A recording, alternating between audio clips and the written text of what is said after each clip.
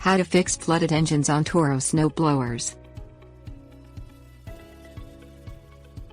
The Toro Snow Blower can suffer from a leaking carburetor nut, a buildup within the carburetor bowl, or a general excessive oil within the snowblower's oil reservoir.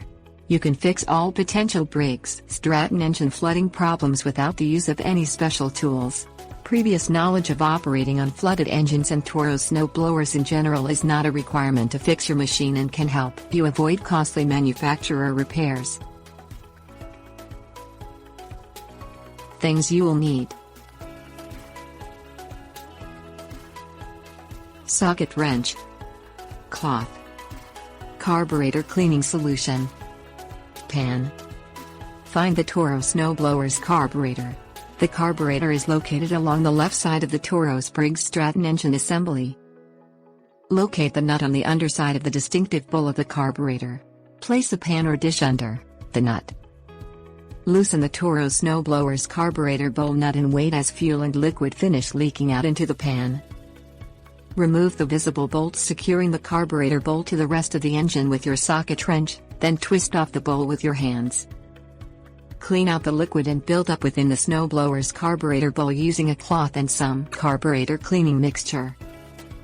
Set and twist the carburetor bowl back into place and tighten the nut into its underside with your socket wrench. Check the air filter on the end of the snowblower's carburetor. It may have become flooded with oil.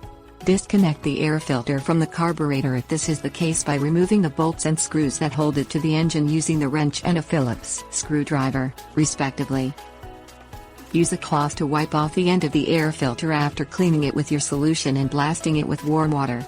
Allow it to dry and then reattach it to the motor with the removed screws and bolts. Survey the amount of oil in your oil reservoir by measuring with a dipstick on the middle rear of the machine.